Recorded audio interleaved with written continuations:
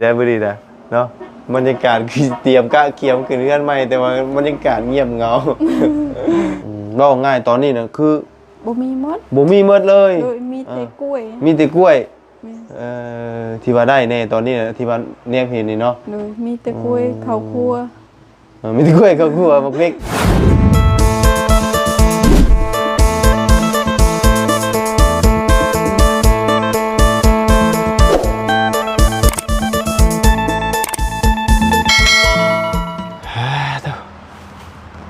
เอา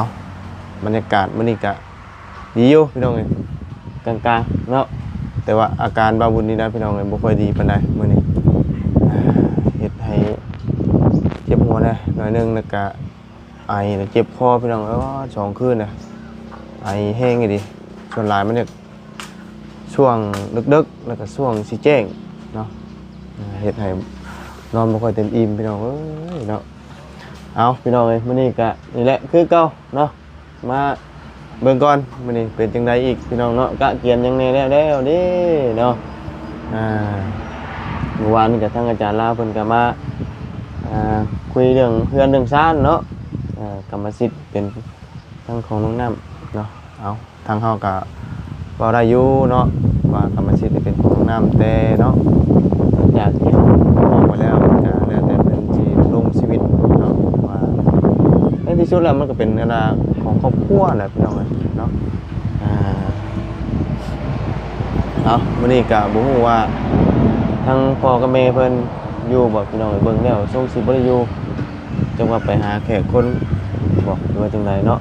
แล้วก็บ่ฮู้ว่าเพิ่นกะเกียมหยังแน่แล้วพี่น้องเนาะเห็นถามยามใดก็มีว่าบ่ฮู้บ่จักเด้ทางน้องน้ำนี่ก็ได้เนาะทางเฮานี่ก็หมายบ่เป็นคือกันเด้เนาะพี่น้องเนาะตามบ่บุญคิดนี่ก็เรื่องที่เป็นบ้านนี่ก็คือสิบ่แตกต่างกันดอกพี่น้องเอ้ยแต่เงินแต่ละหลังที่ผ่านมานี่เนาะสิแบบเฮนี่ยันยากอยู่พี่น้องเอ้ยเบิ่งทรงเลยเนาะเอาคนอื่นก็กราบสบายดีและสวัสดีเพื่อนพี่น้องกันเบิดสุขุสุคนพี่น้องเนาะวันนี้นั่งอยู่นี่นะพี่น้องเอ้ยกระตูกห้างเก่าพี่น้องเอ้ยเนาะสิเข้าไปเบิ่งก่อนเห็นเพิ่นตัดกล้วยตัดหยังเลยพี่น้องเอ้ยกล้วยใหญ่ๆเนาะเพราะว่าต้องเอามาใส่ขึ้นเทือนพี่น้องเนาะขุดต้นกล้วยแล้วเนาะปกติก็มีอ้อยน้ำนะพี่น้องเนาะใบพูนใบย่อดอกกะเทียมเบิ่งทรงแล้วก็คือสิบ่ได้คือคักปานใดพี่น้องเอ้ยบ่นี่ไปมาช่วยมาหยังเนาะคักได้เลยเอามีแต่ช่วงค่ำๆเนาะบ่บุญก็สิพาลุงหนวดเพิ่นย้อนกลับลงเซโปนพี่น้องเนาะเอาหมูเอาซื้อหลายสิ่งหลายอย่างอยู่เนาะมาให้เพิ่นว่าทางตำรวจเพิ่นมีงบเนาะซื้อแต่อยู่ในกินซื้อปลาแป้งนัวเกลือสิ่งจำเป็นเครื่องครัวเรือนน่ะพี่น้องเนาะเพื่อจะได้มาให้เพิ่นดำเนินการเนาะแต่บ่ว่าทางตำรวจเพิ่นสั่งหลายบ่เนาะแต่ว่าทางประกันก็มีกันเนาะพวกของอยู่ของกินเนาะป้าสาวพี่น้องเดี๋ยวจังไดก็ไปเบิ่งน้ำกันว่ามื้อนี้เพิ่นได้กะเกียนหยังแน่แล้วเนาะพักควันได้มาแล้วบ่เพิ่นให้ไปยิบแต่จังไดพี่น้องเนาะถามย่ำใดก็มีแต่บ่ฮู้นี่พี่น้องเนาะมันก็ยากอยู่แล้วนี่ไปโอ้ลูกกะโอยครับลูกกะโองเอ้ยนั่งกะโอยได้นี่เพิ่นว่าเนาะไอพี่น้องเอ้ยกินยาเลยอยากนอนเอาเนาะนี่เห็นมันตัดต้นกล้วยเลยเด้พี่น้องเลยเป็นจังไดเนาะต้นกล้วยใหญ่เลยพี่น้องเลยกะเกียมนะนี่วันนี้ต้องกลเอาอันนี้มันอีกได้นี่เนาะต้นนาเฮ็ดนี่พอดีแล้วนี่พี่น้องเลยนอวันนี้เนาะตัดเรียบร้อยพี่น้องต้นนี้เนาะใส่ละพี่น้องเลยกะเกียมแล้วเราตำมาพริกกับพายข้าวคั่วเนาะบรรยากาศเงียบเงามื้อนี้เป็นเงางอยยังไงบุนี่พี่น้องเลยเป็นทรงโมเมนต์ขึ้นเพื่อนใหม่แต่เก่าขึ้นเพื่อนใหม่นี่ ต้องบรรยากาศคึกคืนนะพี่น้องเอ้ยมีคนมาเด็ดมาแอนเด้นี่นี่คือเป็นแบบเงียบๆเงาๆเนาะอ้าวใส่ละพี่น้องเอ้ยไปเบิ่งก่อนทางเทิงบ่ปูสาดปูหยังเรียบร้อยแล้วบ่อึ๊บโอ้ต้นบักกล้วยเนาะนี่เอากล้วยตัดนี่เนาะโอ้เครือบักใหญ่พี่น้องเอ้ยยาวงามไปดีแก่แล้วพี่น้องเอ้ยเนาะจักหวีเด้นี่เนาะปูแล้วบ่ข้างในน่ะมือก้อนมือบ่ได้ปูเมียนเลยบ่เอาพี่น้องเอ้ยสบายดีเด้อเนาะเป็นได้คือเงียบเงาแท้มื้อนี้ฮะมดไปมดบ่เป็นได้ไหนมดเข้าไปพี่น้องเอ้ยเป็นเงียบได้มื้อนี้น่ะมันคือเป็นองค์ลงเอ็งๆแท้มื้อเตรียมกะเกียมสิขึ้นเฮือนกะไปใช้เบิดนี่ฮะบ่พ่อกับแม่ไปใช้ซะพ่อกับแม่ไปบอกป้าไปขึ้นเฮือนใหม่นะไปบอกป้าขึ้นเฮือนใหม่โดยบอกใช่น่ะอยู่เวียดพุ่นอยู่เวียดโดยป้าโตมีพี่น้องอยู่เวียดบ่เดี๋ยวนี้โดยฮะมีอันนั้นเอ้ยพ่อค่อยพ่อโดยเราไปอยู่เวียดเลยบ่หรือว่าใดไปแบบไรนี่นะแบบเขาเอาอันนั้นเอาผัวอยู่เวียดพุ่นเอาผัวอยู่เวียดได้ผัวเวียดเลยบ่แม่นเขาเอาคนเราเทิงนี่เอามันไก่มันติดกับเวียดนี่ติดกับเวียดโดยมันขามทางเวียดเลยวันนี้เราต้องไปพุ่นชายแดนพวกโดยไปที่เช่าพวกโดยประมาณ9 โมงโดยประมาณ9 โมง10 โมงกะเกี่ยมอย่างนี้แล้วบาทนี่นะฮะยังขึ้นว่าขาดยังตอนนี้นะยังหลายอยู่เนอะยังไม่ทันไปซื้อซับฮะยังไม่ทันไปซื้อยังทันได้ไปซื้อด้วยมียังจะยังทันได้อันแล้วจะตอนนี้นะยังหมดแล้วหมดเลยด้วยได้แต่กล้วยเครือนึงได้แต่กล้วยเครือเดียวนี่แม่นโอ้มันเป็นได้คือมันคือโมมีอันน่ะหมู่คู่มาอันนั่นแหละฮะหมู่หรือว่าคนใกล้เคียงนี่มาซอยหมู่มีแนวบ่มดข่อยหาแล้วน่ะครัวแล้วเขาครัวมีครับมดครัวเมื่อวานนี่น้อยเนาะเป็นยังไงพี่น้องเอ้ยคือเป็นแบบเงียบๆหั่นนะเนาะแท้จริงมื้อนี้น่ะเป็นมื้อกะเกียมหลายอย่างได้มื้อนี้น่ะเนาะขึ้นเฮือนขึ้นศาลนี่มันต้องหลายอย่างเลยล่ะแล้วมื้อนี้โต๊ะเต้นได้ค่ะตอนแรกบ่โดยตอนแรกนี่มันเพิ่นสิมาตั้งให้บ่ยังบ่ทันไปหาตอนแรกก่อนจังไปหาตอนแรกบัดว่าไงยังบ่มีหยังแล้วจักอย่างเลยโดยยังบ่มีหยังอันว่าแล้วเป็นชิ้นเป็นอันเนาะโดยเมื่อยอยู่บ่บ่หายังบ่ถึงบ่หรือว่าได้เดี๋ยวนี้ฮะหาซ้ํบ่ถึงบ่จักแนวเฮ็ดบ่หรือว่าได้บ่ฮู้เฮ็ดบ่ฮู้ว่าฮะบ่เคยขึ้นเฮือนใหม่แล้วบ่ฮู้ว่ามีหยังแน่ตอนนี้โดยบ่เคยมีเวียกแถวแบบเฮือนค่อยบ่เคยมีเวียกจังบ่ฮู้บ่เคยมีเวียกแบบว่าแบบเกี่ยวกับแบบนี้อีกเทื่อโดยน้อยมันก็เลยแบบว่าจักสิเฮ็ดจังได๋จักสิเป็นจังได๋ มันก็เลยบ่ฮู้หยังเลยเนาะ โดย อ๋อได้อยู่กล้วยเครือเดียวนี่พี่น้องไอ้ตอนนี้นะเนาะใบคูนใบย่อกันท่านได้ ยัง ฮะ ยัง มีอยู่ที่แถวนี้กะ บ่ฮู้ ห่าง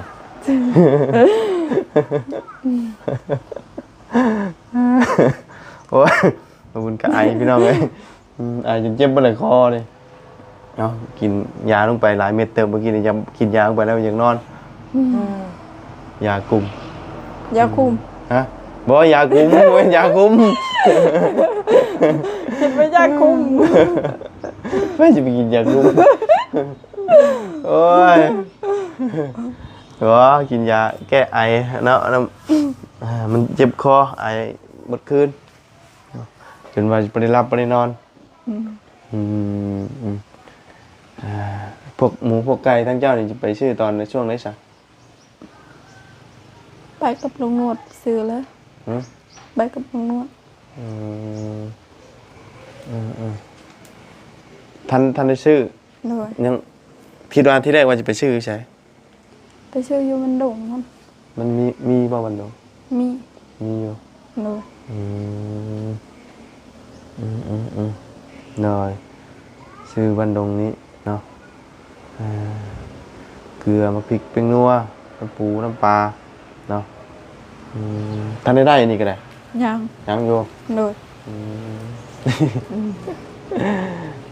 กระเบิดกระว่างเลยเอาไปว่าอยู่เนาะแต่ว่าอันนี้แต่ว่าทางนี้ยังทางตำรวจเป็นซื้ออยู่เนาะพวกเด็กเป็นนัวน้ำปูน้ำปลาแต่ว่าคำจังน้อยพุ่นแหละเนาะแต่ว่าเอามาเลยมันก็สิเน่าสิหยังได้พวกหมูมากาไก่เนาะ โดย อันนั้นช่วงอันละสิเฮ็ดกะเกียมนี่ก็แม่นช่วงแรงๆเนาะ โดย ต้องมีหมู่คู่หรือว่าคนใกล้เคียงๆได้มาซอยเนาะ โดย บอกเพิ่นได้ว่าสิว่ามาซอยมาหยัง ตอนแรกก่อนจังไปบอก ตอนแรงพุ โดย บอก ตอนนี้เขายังคาเวียกอยู่ บอกเขายันว่าเขาบอกไว้นะบอกไว้ให้มันเนิ่นๆแต่ว่าบอกช่วงเช้าที่ว่าตอนแรงเพิ่นเลิกเวียกเลิกหยังเพิ่นก็มาใช่นะ บอกตอนแรกก่อน บอกปุ๊บแล้วมาปั๊บสิบ่ บอกบอกปุ๊บก็มาปรับบอก เห็นว่าบอกมันต้องบอกล่วงหน้าเด้เฮาบอกคนน่ะเนาะคือสิมาให้เพิ่นมาเฮ็ดตอนแรงเฮาก็ต้องบอกตอนเช้ามันไปบอกตอนแรงเฮ็ดตอนแรงบางเทื่อเพิ่นติดเวียกตอนแรงเด้ใช่ บอกติดเวียกกับเขาพักตอนแรกนะตอนแรกเวียกยังเคยอยากนอนตอนเช้านี่เขาขาเวียกเพิ่นสิเฮ็ดแต่ตอนเช้ากินมื้ออื่นกินได้อยู่ โอ้อยากนอนละบัดนี้โอ้ยาคุมไม่ดีโมเมนต์ยาคุ้ม อย่ากุ้ม ยาคุ้ม ข้อยบอกพังพูเมื่อกี้นี่บอกอย่ากุ้ม อยู่ผู้เดียวพี่น้องเนาะมื้อนี้เอาหมอเอาแม่อีเสียงบ่มีไปเลยน้องนุ่งก็บ่ได้อยู่ บ่มีแต่อยากนอนอยู่ผู้เดียว เงียบดีได้บ่ดีนะเนาะบรรยากาศคือเตรียมกะเกียมขึ้นเรือนใหม่แต่ว่าบรรยากาศเงียบเหงาบ่มีไปเลยอ่ะเนาะ โดย แต่ได้แต่กล้วยเครือเดียวนี่ แม่น มะพร้าวได้มีบ่มะพร้าวบัด บ่มี ห่านเห็นได้ ข้อยบ่ฮู้บ่เคยขึ้นเฮือนใหม่ ดอยบ่เคยขึ้นเทือนใหม่เนาะทั้งพ่อกับแม่เจ้าเพิ่นว่าได้ซะ ข้อยก็บ่ฮู้คือกัน หมู่คือกันอีก โดยลาบข้อยมีแต่บูมันยังก็บูบูแต่กิน ตามเจ้านี่บ่มีแต่บ่ฮู้แต่กิน โดย เอ บูแต่กินอบ่ฮู้หยังเลย โดย ก็ไปจักก็ว่าแล้วมันได้เคยก็ได้เนาะไอ้ทางยังก็บ่ฮู้โอ้ย แล้วไปชิอยู่วันเจอ โอ้ยตันดอกตันดังแล้วเราต้องหาแนวกะเกียมปกตินี่มันก็มีหลายอย่างอยู่เลยเครื่องขึ้นเฮือนขึ้นชานเนาะผ้าขวัญนี่จ้างเพิ่นยิบบ่ โดย จ้างเพิ่นได้บัด บู โอ้โหว้าวโอ้ ประมาณ200,000ประมาณนั้นแหละ อ่า ข่อยเฮ็ดน้อยๆบ่ได้เฮ็ดใหญ่ เห็นน้อย โดยน้อย ๆ ๆซิ ฮีดพีนี่เพิ่นผูกแขนอยู่บ่ ถาม ฮะ เฮ็ดพี่นั่นเขาปลูกแขน บ่ แม่น ฮีดพียังผูกแขนบ่ เขาอันนั้นเขากับเขาพญาสูนั่นเขาบ่ได้ปลูกซ้ำแขน แต่ฮีดพีนี่ผูกเนาะ โดย เดี๋ยวมีแล้วบ่บัดนี้ ยัง เนาะมันต้องพร้อมเพรียงกันได้ทั้งพ่อทั้งแม่ทั้งเจ้าพร้อมเนาะ โดย ว่าอีหยังใช่อีหยังใช่อีหยังตรงนี้เนาะแต่ว่าตอนนี้ยังบ่มี ยัง เว้าง่ายตอนนี้น่ะคือ บ่มีหมด บ่มีหมดเลย โดยมีแต่กล้วย มีแต่กล้วย แม่น ที่ว่าได้แน่ตอนนี้น่ะที่ว่าเรียกเห็นนี่เนาะ โดยมีแต่กล้วยข้าวคั่ว มีแต่กล้วยกับครัวบักเล็ก แม่ เออเออ สิเฮ็ดลาบมื้ออื่นเอากล้วยกับข้าวคั่ว เอากล้วยเอากล้วยกับข้าวคั่วใส่ แม่น เออก ล้วยนี่จะเฮ็ดลาบ เห็นกล้วยเห็นลาบ แม่นบอกแขกกิน ให้ทีมงานกินนะ บ่กินนะ บ่กินก็ต้องกินเลยมาแล้วอยากกินก็ต้องกิน บ่กินนะ บ่อยากกินต้องกิน เห็นได้จ้ะ ขึ้นแล้วเด้ นะ ขึ้นแล้ว เดี๋ยวต้อง มาแล้ว กินดิ ก็ต้องกิน เออ มันผิดฮิต ผิดฮีดบ่ บ่ยอก ก็ของบ่ใหญ่ก็บ่กินเด้เนาะ บ่อยากกินก็บ่ จำอันยังบ่เกลือกับบักพริกบ่กินได้บ่เอา โอ้ยมีอยู่เรื่องของอยู่กินแต่ว่าท่านได้ชื่อมาเนาะ โดย แต่มันยังบ่ได้ลงโตยังแบบว่า อันใดได้แน่อันนี้ได้แน่นะยังบ่ลงโตจักอย่างว่าง่ายที่มองเห็นในตอนนี้ก็มีแต่กล้วยเครือเดียวนะพี่น้องเอ้ยเนาะส่วนที่เหลือยังบ่เห็นหยังเลย โดย ยังบ่ได้อิหยังเป็นสิ้นเป็นอันเลยเนาะว่าง่ายเนาะ โดย มันเลยบ่ฮู้ว่าได้หยังแน่แล้วเนาะตัวนี้ที่ว่าบ่ฮู้หยังเลยอ่ะ สาเหตุที่ว่าถามหยังก็บ่ฮู้นะเนาะ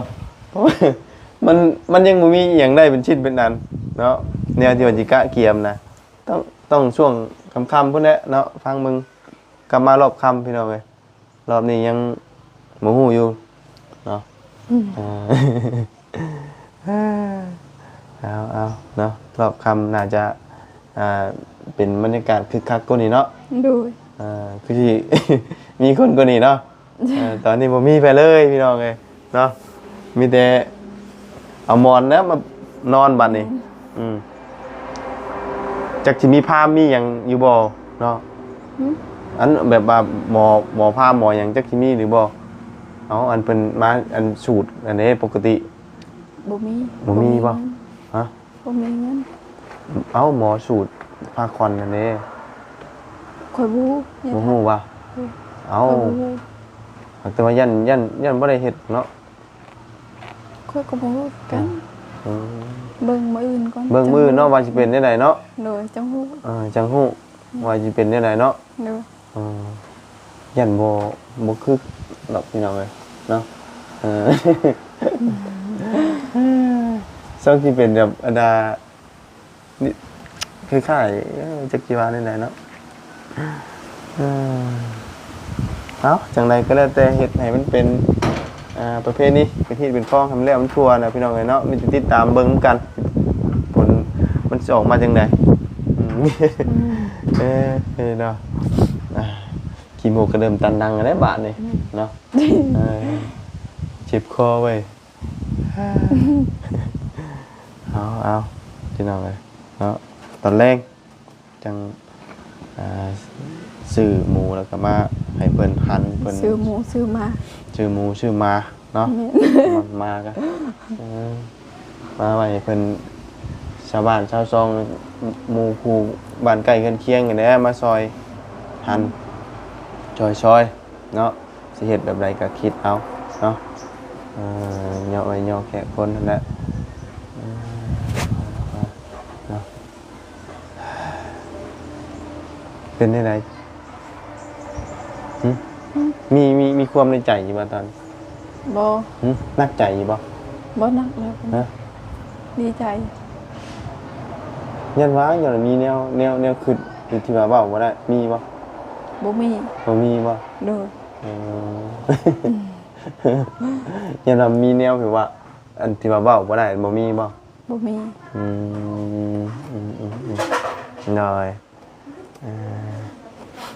นะบ่มีกับบ่มีเนาะเพราะว่า FC เพิ่นหลายผู้หลายคนเพิ่นก็ว่าทั้งน้องน้ำนี่ทุกข์แน่ทุกข์ใจว่ะมี ใจ บ่ บ่มี บ่มีบ่ บ่มี โล่งนะบ่ โดย เออตะกี้น่ะมีบ่ฮะเป็นบ่แต่ตอนนี้บ่มีบ่หรือ บ่มี เออเอาบ่มีกับบ่มีซะเนาะมีแต่อันพวกนี้ก็เก็บลงไว้ตะลุมตารางแล้วพวกนี้ โดย นี่นะอันใดมันเก็บพยายามเก็บลงให้เบิดเนาะเก็บเบิดไว้ในห้องนี้ยังนะ เก็บหมดแล้ว เบิดแล้วเนาะ โดย เอาถือว่าเบิดแล้วเดี๋ยวไงน้ำนี่เข้ามาไว้พี่ว่าแล้วเห็นป่ะเฮ้ยอันนี้ได้อันพวกลูกติงนี่ได้บันไดลงไว้ป่ะ โดย ไว้หนีป่ะ โดยยังเลย เห็นว่าลงไว้ข้างล่างเนาะน้ำในก็เข้ามาไว้หนีเบิดแล้วเนาะ